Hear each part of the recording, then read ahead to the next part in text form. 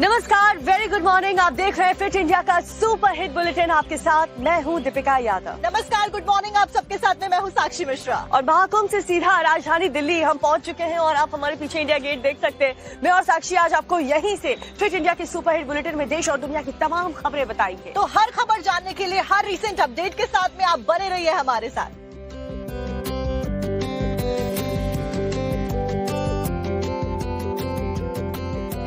तो fit India की शुरुआत भी महाकुंभ की खबर के साथ ही करते हैं, क्योंकि महाकुंभ में जहां अमृत स्नान हो चुके हैं, वहीं अभी भी कई स्नान बचे हैं। 12 तारीख को माघी पूर्णिमा और ऐसे में दीपिका वहां पर स्नान होने वाला है। बिल्कुल, और इसी को देखते हुए प्रशासन इतनी ज्यादा मुस्तैद हो चुकी है। खुद अधिकारी जो है वो जगह जगह जा करके जायजा ले रहे हैं। लेटेस्ट अपडेट क्या है इस रिपोर्ट में देखिए। महाकुंभ है, महाकुंभ है, महाकुंभ है, महाकुंभ है, महाकुंभ है, महाकुंभ है। संगम क्षेत्र एक बार फिर से महाकुंभ के महास्नान का साक्षी बनने जा रहा है। 12 फरवरी को माघी पूर्णिमा के स्नान से पहले प्रयागराज में भीड़ बढ़ गई है। संगम में स्नान करने के लिए पहुंचे श्रद्धालुओं का शहर की सड़कों पर तांता लगा हुआ है। ऐसे में फिर से बसंत पंचमी वाला हादसा न हो, इसको देखते हुए प्रशासन व्यवस्थाओं में जुटा है। पुलिस के आला अधिकारियों ने सड़क पर खुद मोर्चा संभाला हुआ है। सभी लोग आराम से आइए, धक्का नहीं देगा कोई भी, आराम से आइए। सभी को भेजा जा रहा है, आराम से आइए सभी लोग। डीसीपी सिटी अभिषेक भारती माइक पर लोगों की भीड़ को कंट्रोल करते नजर आए, तो वहीं अचानक भीड़ बढ़ने से कई सड़कों पर वन वे सिस्टम लागू कर दिया गया। हालांकि प्रयागराज में भीड़ में अभी और भी बढ़ोतरी होने की संभावना है, क्योंकि झांसी समेत कई रेलवे स्टेशन पर श्रद्धालुओं का सैलाब उमड़ रहा है। 8 फरवरी को झांसी रेलवे स्टेशन पर अचानक भारी भीड़ जुट गई। भीड़ के चलते प्लेटफॉर्म तक फुल हो गए। बसंत पंचमी के बाद रेलवे प्रशासन को इतनी भीड़ की आशंका नहीं थी, लेकिन आनन फानन में एक और स्पेशल ट्रेन प्रशासन को रवाना करनी पड़ी। ट्रेन में चढ़ने के लिए लोग धक्का मुक्की करते नजर आए, तो वहीं जनरल कोच में भी जगह तक नहीं बची। एक तरफ प्रयागराज और झांसी की ये भीड़ है, तो वहीं दूसरी तरफ वीवीआईपी का जाना भी जारी है। मध्य प्रदेश के सीएम मोहन यादव और राजस्थान के सीएम भजनलाल परिवार के साथ संगम पहुंचे, जहां उन्होंने साथ में आस्था की डुबकी भी लगाई। इसके बाद दोनों मुख्यमंत्रियों ने सोशल मीडिया पर परिवार के साथ स्नान वाली फोटो शेयर की।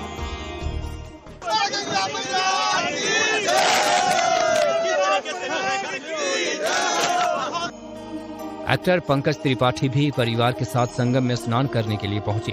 साथ में उन्होंने वट वृक्ष के दर्शन भी किए। मुझे वट वृक्ष देखना था जी, वो देख आए जी। कल्प वृक्ष है वहाँ पे, और बाकी कुंभ में सुबह संगम पे डुबकी लगा लिए, एरियल व्यू भी देख लिए किला फोर्ट से रात को। संगम में आस्था का सागर उमड़ रहा है, तो वहीं प्रशासन के सामने बीते दिनों का सबक भी है। चंद दिन बाद फिर कुंभ स्नान है, फिर कोई हादसा न हो, प्रशासन इसको लेकर मुस्तैद है। लेकिन तैयारियां भीड़ को कितना कंट्रोल कर पाएगी, ये जरूर एक सवाल है। और देश विदेश से आए श्रद्धालु जो हैं वो लगातार आस्था की डुबकी के लिए महाकुंभ का रुख कर रहे हैं। साधु संत भी जा रहे हैं और साथ ही अब वाराणसी कूच कर रहे हैं, क्योंकि तमाम जो साधु संत हैं, अखाड़े हैं, वो वाराणसी के गंगा घाट पर अब डेरा जमाना शुरू कर चुके हैं। तो सभी सनातनी जो प्रयागराज में महाकुंभ में आस्था की डुबकी लगाने के लिए आ रहे हैं, वो उत्तर प्रदेश की इकोनॉमी को बूस्ट कर रहे हैं और साथ साथ में अयोध्या और काशी भी जा रहे हैं। ऐसे में काशी विश्वनाथ में क्या कुछ नजारा देखने को मिल रहा है, आपको दिखाते हैं।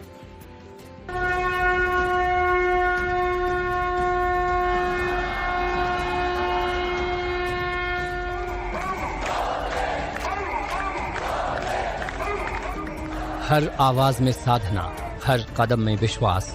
महाकुंभ में पुण्य के साथ बाबा विश्वनाथ के दर्शन, भक्तों का यही प्रयास। ये नजारा है काशी विश्वनाथ धाम का, जहां महाकुंभ का पलट प्रवाह होने के साथ ही श्रद्धालुओं की भारी भीड़ उमड़ रही है। महाकुंभ में पुण्य कमाने देश दुनिया से पहुंचे लाखों करोड़ों श्रद्धालु प्रयागराज से रोजाना काशी विश्वनाथ धाम पहुंच रहे हैं। महाकुंभ का पलट प्रवाह इसलिए कहा जाता है क्योंकि महाकुंभ में डुबकी लगाकर श्रद्धालु जन सैलाब के रूप में काशी पहुंच रहे हैं। सड़क से लेकर मंदिर और गंगा के घाटों पर सिर्फ श्रद्धालुओं का रेला दिखाई दे रहा है। रोजाना लाखों श्रद्धालु बाबा के दिव्य दरबार में हाजिरी लगा रहे हैं। आंकड़ों के अनुसार फरवरी के पहले हफ्ते में ही 35 लाख से ज्यादा श्रद्धालु काशी विश्वनाथ मंदिर में दर्शन के लिए पहुंचे। 1 फरवरी को 5,69,360, 2 फरवरी को 4,61,759, और 3 फरवरी को तकरीबन 5 लाख श्रद्धालुओं ने बाबा विश्वनाथ के दर्शन किए। गंगा घाट से लेकर काशी विश्वनाथ धाम के गेट नंबर 4 तक श्रद्धालु लाइनों में लगकर बाबा विश्वनाथ के दर्शन कर रहे हैं। ये पहला मौका बताया जा रहा है जब एक साथ इतनी बड़ी तादाद में श्रद्धालु काशी पहुंचे हैं। गोदौलिया से लेकर मैदागिन तक सिर्फ भक्तों की कतार नजर आ रही है और बाबा विश्वनाथ के दर्शन की इच्छा लिए श्रद्धालु भजन गाते कतार में खड़े दिखाई दे रहे हैं।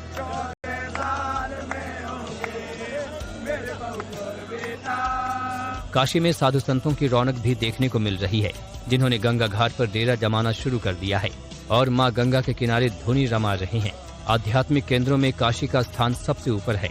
ऐसे में साधु संतों का कहना है कि महाकुंभ का महत्व तब तक पूरा नहीं होता जब तक काशी में प्रवास न किया जाए। हम काशी में आए हैं, अभी हमारा रमता पंच आएगा, नगर प्रवेश करेगा। फिर नगर प्रवेश करने के बाद शिवरात्रि को हम स्याही स्नान निकालते हैं। अपने सातों अखाड़े हमारे सन्यासियों के स्याही स्नान करते हैं। स्नान करके फिर विश्वनाथ का दर्शन करते हैं, माता अन्नपूर्णा का दर्शन करते हैं। ये स्नान होने के बाद हमारा कुंभ मेला पूर्ण हो जाता है। अच्छा, जब तक ये नहीं होगा तब तक मेला पूर्ण नहीं है। मंदिर प्रशासन ने भी भीड़ को नियंत्रित करने के लिए विशेष प्रबंधन किए हैं। दर्शन व्यवस्था को सुचारू रखने के लिए मंदिर परिसर में अतिरिक्त कर्मियों की तैनाती की गई है। साथ ही स्वास्थ्य सुविधाओं और स्वच्छता इंतजामों को भी मजबूत किया गया है, जिससे श्रद्धालुओं को किसी तरह की परेशानी न हो। मंदिर प्रशासन ने श्रद्धालुओं से अपील की है कि वो पुलिस प्रशासन के निर्देशों का पालन करें और संयम के साथ बाबा विश्वनाथ के दर्शन करें। कुल मिलाकर यूपी में महाकुंभ का असर आसपास के तीर्थ स्थलों पर भी साफ देखने को मिल रहा है। प्रयागराज में भक्तों की भीड़ त्रिवेणी संगम में आस्था की डुबकी लगाने के बाद या तो अयोध्या में रामलला के दर्शन करने पहुंच रही है या फिर काशी विश्वनाथ के दर्शन करने वाराणसी पहुंच रही है। वाराणसी में गंगा घाट से लेकर काशी विश्वनाथ धाम के गेट नंबर 4 तक श्रद्धालु लाइनों में लगकर बाबा विश्वनाथ के दर्शन कर रहे हैं। अनुमान लगाया जा रहा है कि महाशिवरात्रि तक काशी विश्वनाथ मंदिर में ऐसे ही श्रद्धालुओं का सैलाब दिखाई देगा। तो महाकुंभ से जुड़ी हुई तमाम खबरें तो आपने देख ली, लेकिन अब बात कर लेते हैं दिल्ली चुनावों की। बिल्कुल, आपको बता दें राजधानी दिल्ली में हम मौजूद हैं और बात दिल्ली की भी करनी चाहिए क्योंकि बीजेपी की लहर यहां पर देखने को मिली जिस प्रकार से चुनाव के नतीजे आए। आपको क्या लगता है सर, बीजेपी की जीत हुई है और अरविंद केजरीवाल आम आदमी पार्टी हार गई है, क्या सबसे बड़ी वजह आप मानते हैं? इसकी बहुत सारी वजह है। जो केजरीवाल जी अपना चुनाव हार चुके हैं, उनका अपना घमंड। उन्होंने सिर्फ अपनी योजनाएं जो है कागजों में ही रखी है और ग्राउंड में उतर के उनको इम्प्लीमेंट नहीं किया। इस वजह से केजरीवाल जी ये चुनाव लूज किए, जबकि बीजेपी ने ग्राउंड में अपने हर एक बड़े नेता को उतारा, छोटे कार्यकर्ता तक अपनी पहुंच बनाई। इस वजह से वो सक्सेस रही। तो बीजेपी के दावों पर भरोसा इस बार दिल्ली की जनता ने किया है। 27 साल के बाद में बीजेपी सत्ता में वापस आई है, ऐसे में क्या उम्मीदें जनता की बीजेपी से हैं? क्योंकि बीजेपी जीत तो गई है, लेकिन अब आपको लगता है कि बीजेपी ने तमाम जो वादे किए वो बिल्कुल पूरे करेगी?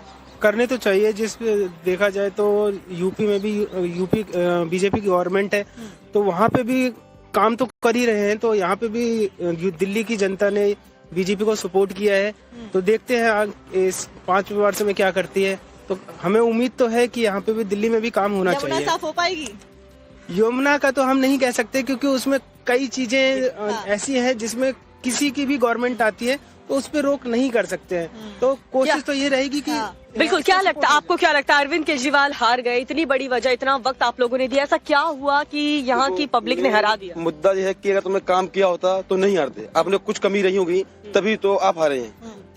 और बाकी है जो जनता ने चुना है तो ठीक है, जनता ने मौका दिया है बीजेपी को, तो आगे देखते हैं क्या होता है। बिल्कुल। तो देखिए, बीजेपी पर भरोसा और अरविंद केजरीवाल ने जो वादे किए उस पर यकीन नहीं है। बड़ी खबरें लगातार यहाँ से जारी है। फिलहाल बहुत छोटी सी बड़ी खबर का दिल्ली में हम मौजूद है और दिल्ली के दंगल में बीजेपी ने जीत का परचम लहराया। 48 सीटों पर बीजेपी ने जीत हासिल की है, वहीं आम आदमी पार्टी 22 सीटों पर सिमट गई। 27 साल बाद दिल्ली की सत्ता में लौटी बीजेपी, राजधानी की 48 सीटों पर परचम लहराया, 22 सीटों पर सिमट गई आम आदमी पार्टी। कांग्रेस का लगातार तीसरी बार खाता नहीं खुला। जीत के साथ ही बीजेपी में सीएम के नाम पर मंथन शुरू हो चुका है। अब ये देखना दिलचस्प होगा कि बीजेपी किसको मुख्यमंत्री का चेहरा घोषित करती है और दिल्ली की सत्ता पे कौन काबिज होता है बतौर मुख्यमंत्री। इसी से जुड़ी हुई डिटेल रिपोर्ट आपको दिखाते हैं। मोदी जी, इस जन्म में तो आप हमको नहीं हरा सकते दिल्ली के अंदर आम आदमी पार्टी को।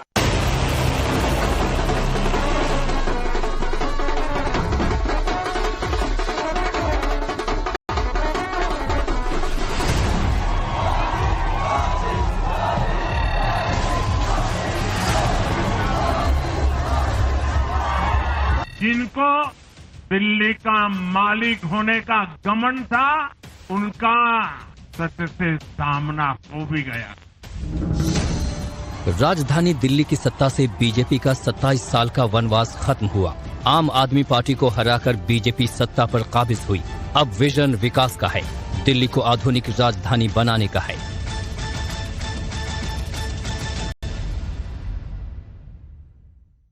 अब यहां बनने वाली भाजपा सरकार दिल्ली को विकास की ऊर्जा के साथ एक आधुनिक शहर बनाएगी। दिल्ली में जीत के बाद पीएम मोदी ने राजधानी में विकास के विजन को सामने रख दिया है, लेकिन इस विजन को पूरा करने के लिए कमान किसके हाथ होगी, ये बड़ा सवाल है। और इस सवाल के जवाब के लिए मंथन का दौर भी शुरू हो गया है। दिल्ली के नए मुख्यमंत्री की रेस में यूं तो कई नाम शामिल हैं, लेकिन इस तरह के फैसलों में बीजेपी का इतिहास चौंकाने वाला रहा है। दिल्ली की गद्दी पर यह चौंकाने वाला चेहरा कौन होगा, इसके लिए कई फैक्टर हैं। समीकरणों को साधने के हिसाब से देखा जाए तो वो जाट, गुर्जर, पंजाबी, पूर्वांचली, दलित या फिर कोई महिला चेहरा हो सकता है। लेकिन इनसे अलग अगर बात होती है तो विजेंद्र गुप्ता सीएम की संभावित लिस्ट में मजबूत दावेदार हो सकते हैं, क्योंकि केजरीवाल की तरह वो बनिया समुदाय से हैं। दिल्ली विधानसभा में नेता प्रतिपक्ष रहे हैं और रोहिणी विधानसभा सीट से इस बार जीत की हैट्रिक भी लगाई है। चुनावी फैक्टर वाले चेहरों की बात की जाए तो पहले नंबर पर परवेश वर्मा का नाम है, जो जाट समुदाय से आते हैं। परवेश वर्मा दिल्ली के पूर्व मुख्यमंत्री साहिब सिंह वर्मा के बेटे हैं। परवेश वर्मा ने नई दिल्ली सीट पर अरविंद केजरीवाल को 4000 से ज्यादा वोट से हराया है। बीते 5 सालों में परवेश वर्मा केजरीवाल के खिलाफ हमेशा मुखर भी रहे हैं। दूसरा नाम वीरेंद्र सचदेवा का है, जो वर्तमान में दिल्ली बीजेपी के अध्यक्ष हैं। दिल्ली के पंजाबी लॉबी को भी रिप्रेजेंट करते हैं। बीजेपी की दिल्ली जीत के लिए पंजाबी फैक्टर अहम माना जा रहा है और दिल्ली की कुर्सी को लेकर बीजेपी का 27 साल का वनवास भी सचदेवा के नेतृत्व में खत्म हुआ है। तीसरा नाम बीजेपी सांसद मनोज तिवारी का है। दिल्ली में पार्टी के सबसे चर्चित चेहरा हैं। दिल्ली के पूर्व अध्यक्ष भी रहे हैं। भोजपुरी फिल्मों का हीरो और पूर्वांचली वोटर्स पर मजबूत पकड़ इनके लिए प्लस पॉइंट हो सकता है। चौथा नाम दुष्यंत गौतम का है। हालांकि वो चुनाव हार चुके हैं, फिर भी पार्टी के पुराने और समर्पित कार्यकर्ता हैं। विपक्ष के दलित विरोधी अभियान की काट हो सकती हैं। उन पर बीजेपी आलाकमान का मजबूत भरोसा है। बीजेपी के नेशनल जनरल सेक्रेटरी होने के नाते हरियाणा के साथ काम करने का अनुभव भी है। पांचवां फैक्टर महिला चेहरा भी है, जो बीजेपी का सबसे बड़ा ट्रम्प कार्ड साबित हो सकता है। अगर बीजेपी कुछ ऐसा फैसला लेती है तो पार्टी के भीतर जाट, गुर्जर, पंजाबी, पूर्वांचली का कंपटीशन खत्म होगा। दिल्ली की महिला लीडरशिप में कई बड़े चेहरे हैं, जो आपके महिला वोटर में सेंधमारी का मजबूत हथियार बन सकते हैं। सियासी गलियारों में मुख्यमंत्री की रेस में फिलहाल परवेश वर्मा का नाम ही सबसे ज्यादा चर्चा में है, क्योंकि दिल्ली में बीजेपी को मिली इस बड़ी जीत के पीछे परवेश वर्मा की कड़ी मेहनत है और सूत्रों के मुताबिक पार्टी भी परवेश पर भरोसा जता रही है। जीत के तुरंत बाद परवेश वर्मा अमित शाह से मिलने भी गए थे, जिसके बाद ये चर्चा और भी तेज हो गई है। फिर भी मुख्यमंत्री पद के दावेदार के नाम पर आखिरी मुहर पार्टी विधायक दल की बैठक में आला कमान को लगानी है। और अब खबर आपको जम्मू कश्मीर से बताने जा रहे हैं। जम्मू कश्मीर के सोनमर्ग में एक बाजार में भीषण आग लग गई और देखते ही देखते इस आग ने विकराल रूप ले लिया। लपटों का तांडव देखने को मिला, नुकसान काफी ज्यादा हुआ है, लेकिन आखिरकार ये आग लगी तो कैसे लगी, ये आपको रिपोर्ट में दिखाते हैं। आग सब कुछ जलाकर खाक कर देने पर आमादा है। आग की ऊंची ऊंची लपटें उठ रही हैं। आसमान में काले धुएं का गुबार छाया है। भीषण अग्निकांड की ये तस्वीरें जम्मू कश्मीर के सोनमर्ग से सामने आई हैं, जहां एक बाजार में भीषण आग लग गई। देखते ही देखते महज कुछ मिनट के अंदर आग ने पूरे बाजार को अपनी चपेट में ले लिया। इस दौरान कई दुकानों में आग का भयंकर मंजर देखने को मिला। दुकान के अंदर रखा लाखों का सामान जलकर खाक हो गया। सूचना पर पहुंची फायर ब्रिगेड की कई गाड़ियों ने कड़ी मशक्कत के बाद आग पर काबू पाया, लेकिन तब तक भारी नुकसान हो चुका था। हालांकि इस हादसे में किसी के हताहत होने की खबर नहीं है। आग किस वजह से लगी अब तक इस बारे में पता नहीं चला है। ये पूरी घटना सोनमर्ग के गांदरबल इलाके में हुई। तस्वीरें देखकर आप अंदाजा लगा सकते हैं कि ये आग कितनी भयानक रही होगी।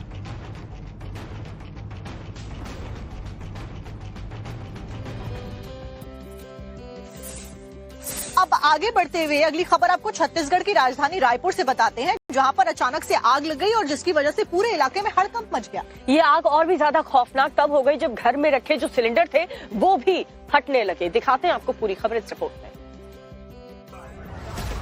आग की ये भयानक तस्वीरें छत्तीसगढ़ की राजधानी रायपुर की हैं, जहां बुढ़ेवर मंदिर के पास स्थित एक मकान में भीषण आग लग गई, जिसके बाद घर में रखे 2 सिलेंडर के ब्लास्ट होने से आग ने भयानक रूप ले लिया। 5 मिनट में दोनों सिलेंडर में एक के बाद एक धमाके हुए, जिसकी वजह से आग ने भयानक रूप ले लिया।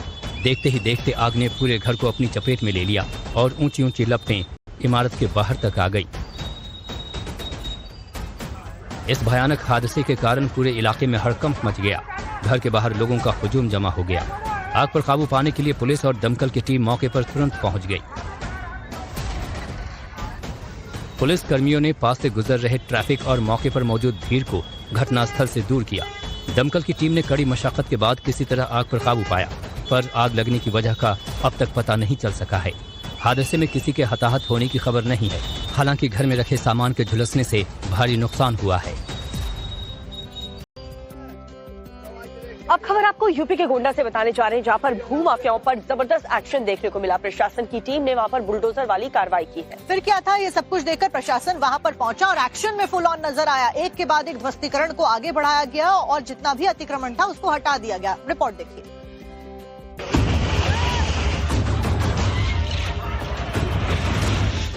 बुलडोजर से घर को तोड़ा जा रहा है। बाबा का बुलडोजर गरज रहा है। गरज गरज कर ये बता रहा है कि अगर सरकारी जमीन पर कब्जा किया तो भू माफिया और गुंडे बदमाशों की खैर नहीं। बुलडोजर कार्रवाई के दौरान घर धीरे धीरे बिखरता जा रहा है। ये तस्वीरें यूपी के गोंडा से सामने आई हैं, जहां सरकारी जमीन पर अवैध निर्माण किया गया था। प्रशासन की तरफ से कई बार नोटिस भेजा गया और जमीन खाली करने को कहा गया। बावजूद इसके सरकारी जमीन को खाली नहीं किया जा रहा था। फिर क्या था, प्रशासन की तरफ से अपनी कार्रवाई शुरू की गई और सरकारी जमीन पर किए गए अवैध निर्माण को तोड़ दिया गया। जानकारी के मुताबिक ये जमीन सरकारी है। जब जांच हुई तो पता चला कि इस पर अवैध निर्माण किया गया है, जिसके चलते कई बार नोटिस भी भेजा गया। प्रशासन ने जमीन को खाली करने की अपील तक की, लेकिन दबंगों ने बार बार प्रशासन के नोटिस की अनदेखी की। कानून के नियमों की धज्जियां उड़ाई गई, लेकिन जब प्रशासन ने अपना रुतबा दिखाना शुरू किया तो नियमों की धज्जियां उड़ाने वालों के होश उड़ गए। नगर पालिका के अधिकारी और पुलिस कर्मियों के साथ बाबा का बुलडोजर गोंडा के कर्नलगंज गांव पहुंचा और अवैध निर्माण को तोड़ दिया गया। इतना ही नहीं, प्रशासन ने फटकार लगाते हुए दोबारा इस जमीन पर किसी भी तरह का निर्माण न करने का आदेश भी दिया। अब बात करते हैं यूपी में हुए मिल्कीपुर सीट पर उपचुनाव की, क्योंकि दिल्ली के साथ साथ में भारतीय जनता पार्टी और साथ साथ में समाजवादी पार्टी के लिए ये चुनाव बेहद अहम रहे। जहां बीजेपी के लिए बड़ी चुनौती थी, वहीं समाजवादी पार्टी की भी साख दांव पर थी। जो एक तरफ सनातन का मुद्दा था, दूसरी तरफ सांसद की साख, लेकिन हुआ वही जो जनता ने चाहा।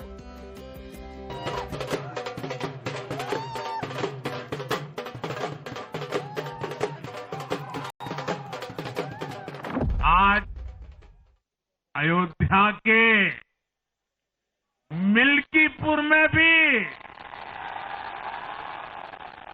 भाजपा को शानदार जीत मिली है। अयोध्या के मिल्कीपुर में बीजेपी कार्यकर्ताओं का ये जश्न और पीएम मोदी का ये जोश बताने के लिए बहुत है कि लोकसभा चुनाव में खोई हुई साख को बीजेपी ने फिर से पा लिया है। लोकसभा सीट जीतने के बाद सपा सुप्रीमो अखिलेश यादव ने सांसद अवधेश प्रसाद को अयोध्या का राजा घोषित कर दिया था। विधानसभा उपचुनाव में अवधेश प्रसाद के बेटे अजीत प्रसाद को टिकट दिया तो बीजेपी ने चंद्रभानु पासवान पर दांव चल दिया। नतीजा, अजीत प्रसाद अपने ही बूथ को नहीं बचा पाए। लोकसभा चुनाव में अयोध्या की हार बीजेपी के लिए बेशक एक बड़ा झटका थी, लेकिन मिल्कीपुर चुनाव में शानदार जीत दर्ज कर बीजेपी ने लोकसभा चुनाव में मिली हार का बदला पूरा कर लिया। वोटर्स में बीजेपी के फिर से लौटे इस भरोसे के कई मायने हैं। उन्हें योगी के बटेंगे तो कटेंगे पर 100% भरोसा है। सनातनियों की एकता ही विजय का मूल मंत्र है। मिल्कीपुर की जनता योगी आदित्यनाथ के साथ है। लोकसभा में अयोध्या जीत का अहंकार चकनाचूर हो गया है। उत्तर प्रदेश के अंदर अयोध्या जनपद की मिल्कीपुर विधानसभा का उपचुनाव इस समाजवादी पार्टी के परिवारवाद और झूठ की राजनीति को पूर्ण विराम देते हुए डबल इंजन सरकार के सेवा, सुरक्षा और सुशासन के मॉडल को अंगीकार किया है। जहां सीएम योगी आदित्यनाथ इस जीत को परिवारवाद पर प्रहार बता रहे हैं, तो पीएम मोदी ने तुष्टीकरण पर संतुष्टीकरण की जीत बताई। साथियों, आज देश तुष्टीकरण नहीं बल्कि भाजपा के संतुष्टीकरण की पॉलिसी को चुन रहा है। अयोध्या के इस सीट के उपचुनाव पर पूरे देश की नजर थी। 8 महीने पहले जहां बीजेपी को करारी शिकस्त मिली थी, तो वहीं उपचुनाव में वापसी हुई तो रामनगरी में होली जैसा माहौल हो गया। एक और मुख्यमंत्री योगी आदित्यनाथ अपने 6 मंत्रियों की स्पेशल टीम बनाकर मोर्चे पर डटे रहे, विकास और हिंदुत्व का मैसेज देते रहे, तो दूसरी ओर समाजवादी पार्टी ने भी सारे दांव आजमाए। खुद सांसद अवधेश प्रसाद रोते नजर आए। सवाल ये उठा कि क्या ये दांव काम कर जाएगा। हे राम हे माता सीता पुकारते नजर आए प्रेस कॉन्फ्रेंस में। सपा ने लगातार पीडीए का संदेश दिया। संभल को लेकर बयानबाजी की गई, संभल को लेकर एक पोस्टरिंग की गई। महाकुंभ में व्यवस्थाओं को लेकर भी कई सारी बातें कही गई, कई सारे आपत्तिजनक बयान भी दिए गए। हादसे के बाद कई तरीके की बातें कही गई कि तुष्टीकरण की सियासत शायद उससे सध सके, लेकिन ये सभी दांव सपा के काम नहीं आए, असफल हो गए। और आखिरकार काम आया मुख्यमंत्री योगी आदित्यनाथ का हिंदू एकजुट रहने का नारा, काम आया विकास और हिंदुत्व को एक साथ रखकर आगे बढ़ने की रणनीति, काम आई 6 मंत्रियों की स्पेशल टीम बनाकर लोगों से मिलने की वो रणनीति जो इस बार बम्पर जीत में कन्वर्ट हुई है।